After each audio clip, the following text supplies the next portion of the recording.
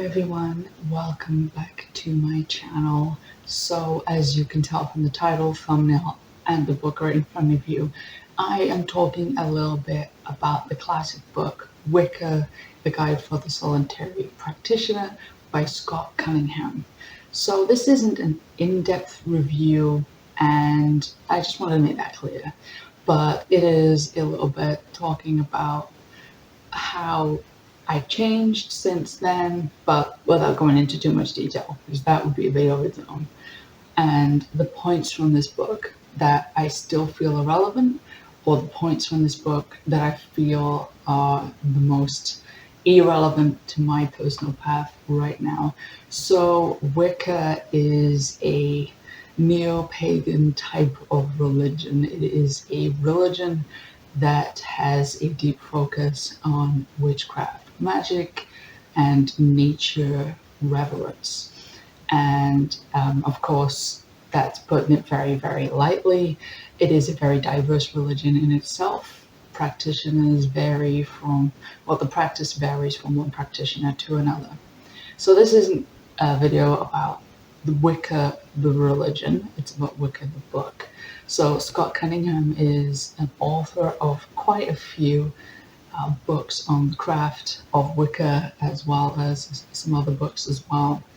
And this was the first book that I ever read when I was first introduced to witchcraft at the tender age of 13. And it actually wasn't my book. It belonged to my mom. So I originally found the craft through falling down a rabbit hole on Wikipedia. So somehow I went from the Wikipedia pages about Hinduism to Wicca somehow. I do definitely believe there was some sort of external input there. So I mentioned Wicca to her, and she took an interest in it. I came home one day and she had a copy of this book on her bedside. I asked her if I could read it. She said yes. And I kind of had a love-hate relationship with this book, and I will admit I still do. However, all in all, I would say that this is a book I would personally recommend reading, even if you're not interested in Wicca. So I've got some bits tabbed here. I'm not going to go into the book in depth because that would take too long. I've tried that in the past. I had made a book review on this one, as well as The Black Arts by Richard Cavendish, which I'll link in the description if I'm remember to. And those videos, they didn't come out the way I wanted them to, so I've remade those videos now. So let's get into the points that I've tabbed here. And because I won't need this again, I don't want to pop it right down by the side of the desk because my cat is there.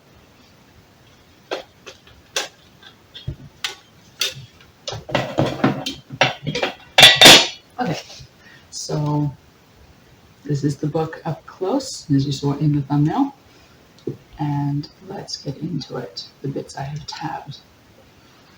So, Wicca, in common with many other religions, recognizes deity as dual. It reveres both the goddess and the god. So, that kind of main thinking, that is the bulk of what Wicca is.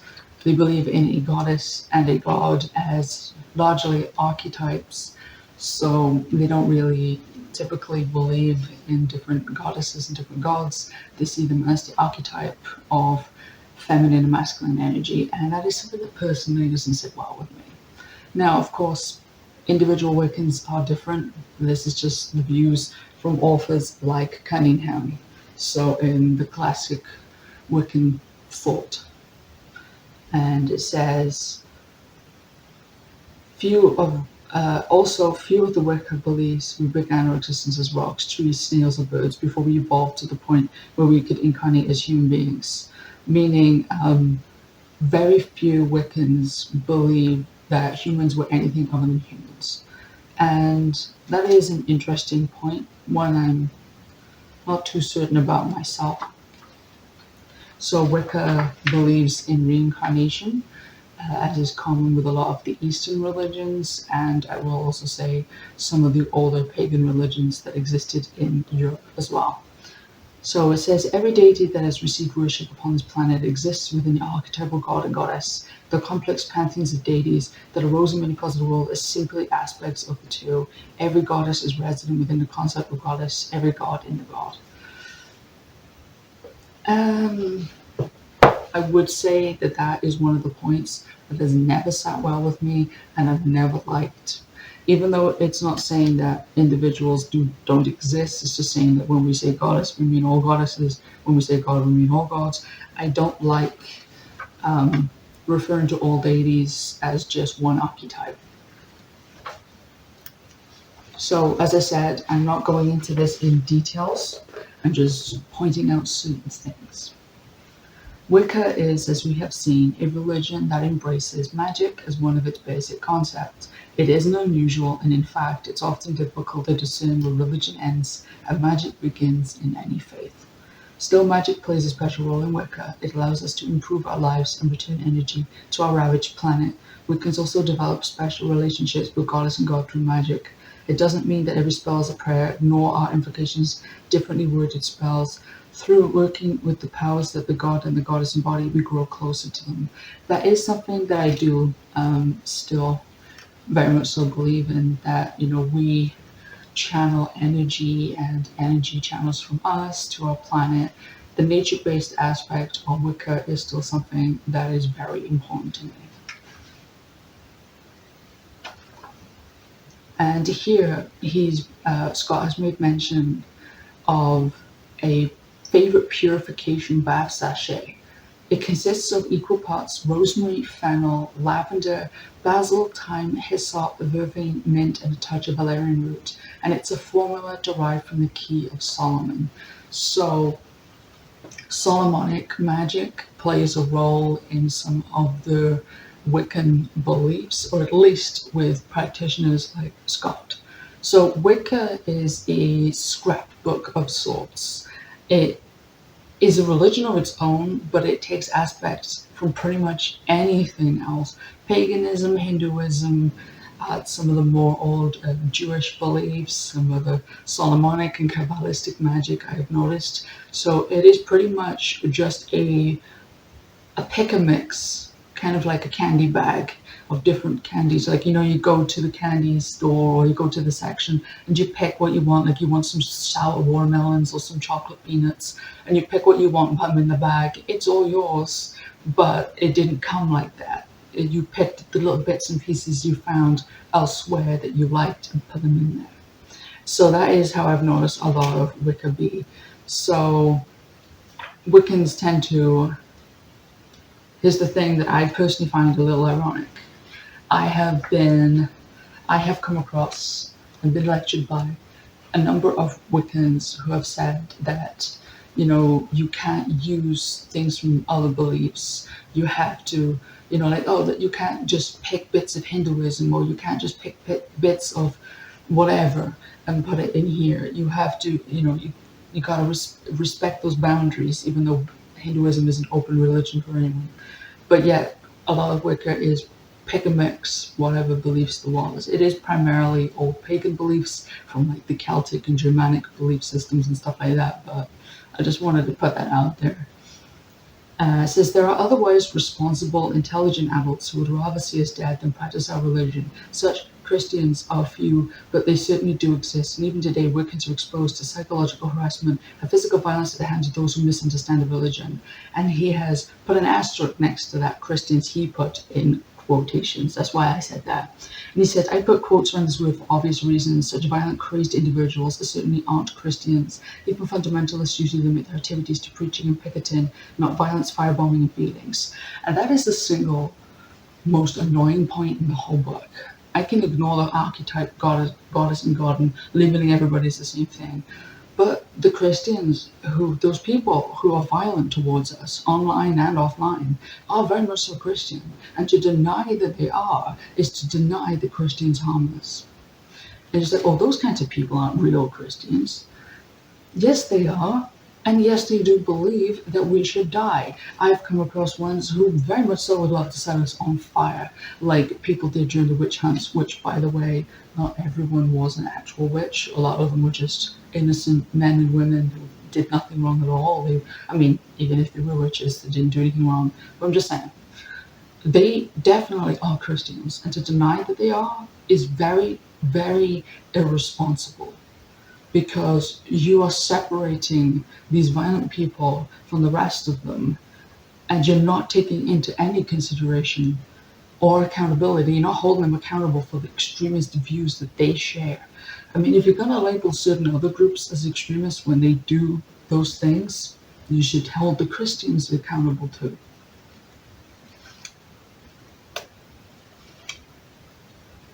Just saying. Okay. What's next? Okay. It says, again, it was reincarnation here. Reincarnation is one of Wicca's most valuable lessons. The knowledge that this life is but one of many, and that when the physical body dies, we do not cease to exist, but are reborn in another body, answers many questions, but raises a few more. Why are we reincarnated? In common with many other religions, Wicca teaches that reincarnation is the instrument for which our souls are perfected. One lifetime isn't sufficient to attain this goal, hence the consciousness of soul is reborn many times, each life encompassing a different set of lessons until perfection is achieved. And I've always agreed with that point. I believed in reincarnation since before I found the craft, which was about a year later. I found spirituality via things like Hinduism when I was 12, and then when I was 13, I officially found witchcraft. So, Wicca, I was about 12 and a half, 13 years old when I found it, before I moved on, because I've never agreed with a lot of the core beliefs like that. And here is one of the more beautiful things in this book. So it's highs and lows, Some say only a Wiccan can make a Wiccan. I say only that the goddess and God can make a Wiccan. Who's better qualified? Exactly. If the gods have chosen you to follow your path, that is the authority you should be following, not what some human being or some random person has to say about you. Oh yeah, and this is an energy thing here. We can raise energy from our bodies, visualize it streaming out of our palms, and then form it into small glowing spheres, fashioning it physically as if into a snowball, and mentally by seeing it as we desire. In magic, I might raise energy, but while doing this, hold an image in my mind of something I need, a new car, for example. I visualize the car, see myself signing the contract to buy it, driving it on the road, pumping gas into the tank, making payments. Then I direct energy to empower the visualization, to bring it to manifestation. That is actually a really nice way to teach people, especially newcomers, about how magic can work. Manifestation is very real and very powerful. Whatever you hold in your mind, you can make real.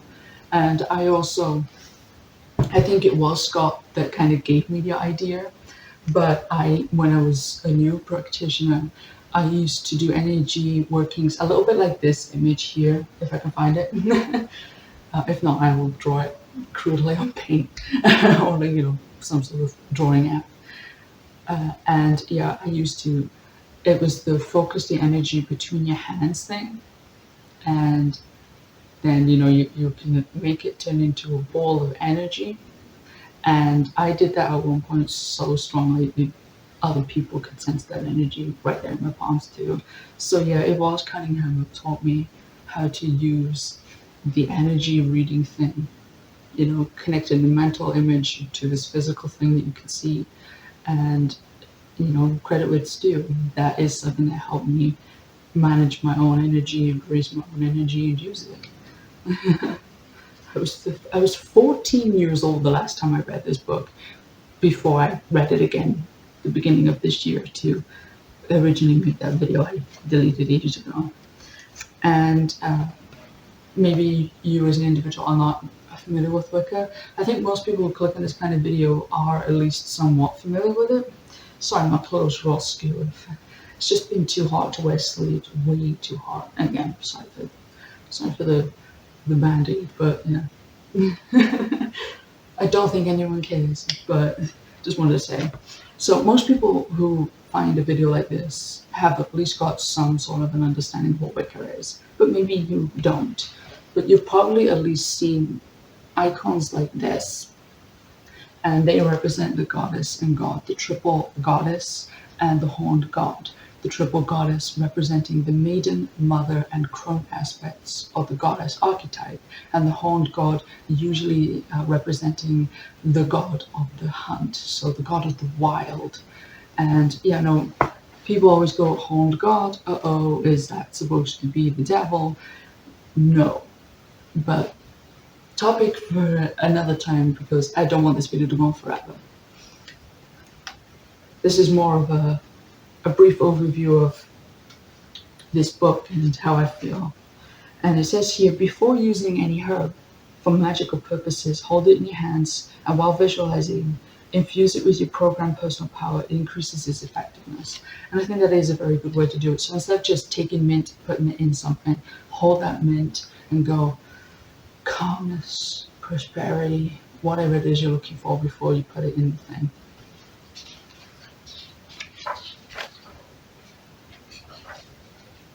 And yeah, live folly, for that is the purpose of life. Refrain not from earthly existence. From it we grow to learn and understand until such time that we are reborn to learn more, repeating this cycle till we have spiraled up the path of perfection, finally call the goddess and god our kin. So that is a nice way to put it. That is a Wiccan interpretation of the material isn't all that there is. There is the spiritual. But the material is this vessel is material. We live in the material world, this physical realm that we call Earth and other planets.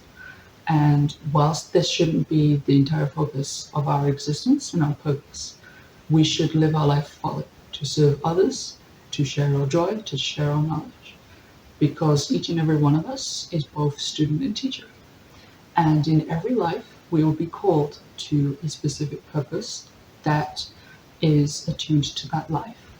So in every era, there are different things going on, and we have a purpose within that era and within that time, within that country we're born in, within that culture we're born in, and beyond that as well. And eventually, the spirit will ascend via the spiritual means that we use whilst within this material.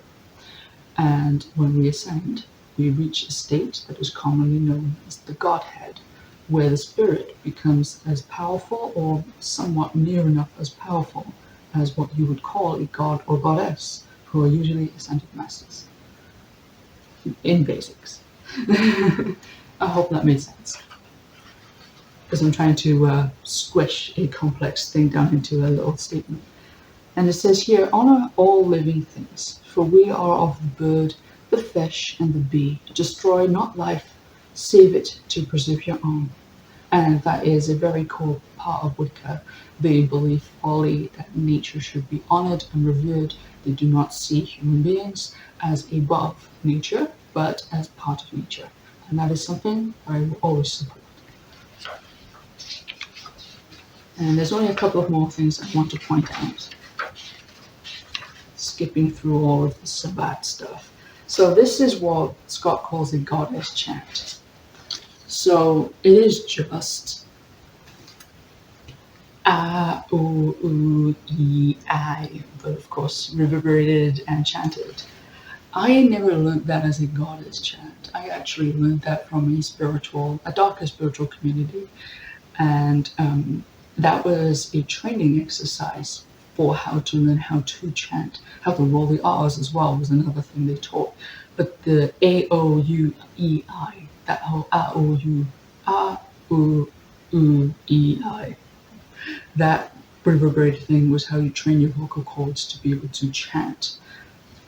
So it's interesting he's applied that as a goddess chant, because these kinds of chants, they tend to align more with what you would see as the feminine energy in the universe. The psyche is typically seen as the more feminine energy.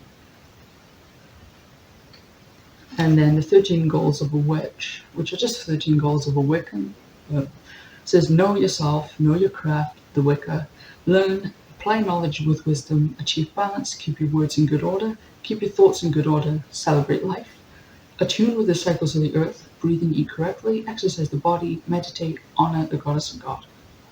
Yeah, pretty much exactly as I would say, except when I would say honor the gods which encompasses goddesses, of course, and then Know Your Craft would not have Wicca in brackets on the side, it would just be that. So yeah, that's pretty damn sound. Has been pretty much since I was a teenager. It says, as the Wicca, we will take only that which we need from the green and growing things of the earth, never failing to attune with the plant before harvesting, nor failing to leave a token of gratitude and respect. Here ends the herbal grandma. Respect what you harvest from nature. If you would honor the kill, if you are somebody who would hunt, I know not everybody eats meat, some people are vegetarian, but if you were going to honor the kill during a hunt, then you would definitely honor the plants too. If you're going to pick some wild plants or even from your garden, you should show them respect. Thank you to the earth and the forces of the harvest for what you have provided with me. I will apply this to my magic or my food, or if you're a kitchen witch, and I will honor this. Never just go, thank you, just pick that and leave.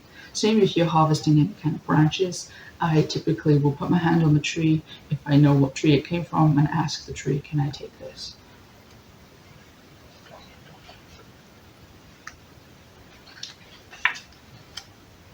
And it says down here a little notation about something. It says pearl and coral have been mentioned in the lists as stones because they were anciently thought to be such. Our knowledge of them as products of living creatures leaves us with the ethical questions of whether or not to use them in ritual. This must be a personal decision. So, save for beach covered coral, I've chosen not to. And it is important to say that, coral, pearls, they come from living animals. If you buy them from a shop, make sure that coral was, it's just broken off naturally. No one ripped it out. And the pearls, they're not from, because they grow pearls by purposely irritating the oysters so that they make the pearls. And then over here, it's a little bit about runes. It says, runes are tools of magic. Their potency lies within their user. If my neighbor happened to doodle a healing rune on a napkin and later used it to wipe his forehead, no healing energy would be transferred to him simply because he didn't put any in the rune. And that's important. You've got to charge your sigils and runes. And says, runes, and then continuing, says runes must be used with power to be magically effective. Carve, paint, and trace away with visualization and with personal energy. The ways to use runes are limited only by imagination. For example, if a friend has asked me to speed her recovery from an illness, I might draw a healing rune on a plain piece of paper and sit before it. While concentrating on the rune, I visualize my friend in a healed whole state. Then after building up personal power, I send that energy to her in the shape of the rune. I do like that. But in the rune section, he's got his own little icons, but he uses some of the Elder Thuthog runes, but doesn't specify in the description that that is what they are. So, the good fortune and victory, that's Fehu and Taibas. And then on the other one, because, these ones are just icons. Sorry if you can't see them properly. I mean, runes are icons, but yeah. And then here, with fertility is Bricano. And then the protection one here is a simple commonly associated with Celtic paganism. And that's all I've got tabbed in here. So yeah, it's an okay book. It's a pretty sound book. I'd say that it's a decent read. Maybe you're not Wiccan. If you're interested in Wicca, this is a good starting point, I'd say. And there's a reason why it is a trusted authority, and a lot of people do like this book. However, because my path has changed significantly since I was 14, the last time I read this book properly, before I wanted to buy a new copy to review. Yeah, this doesn't fit with me for that much. The points I tagged were pretty okay points. I'd say this book it's safe, it's sound. Just, of course, you should read other books and do your own research. And if you happen to not be a Wiccan, you might not find it to be a very valuable source, but it's definitely a decent read. I would approve it. I'd leave this in my kids' hands. I don't have kids, but I'm just saying, I would leave it in my kids' hands. So yeah, that's my, well, it's not really a review, my little discussion about this book. Thank you for watching. Take care, stay safe, and many blessings to you and yours. And also, if you happen to be new here, please remember to like, comment, and subscribe so that the algorithm knows that you like this content and will be more encouraged to share this with other people who may also find it enjoyable.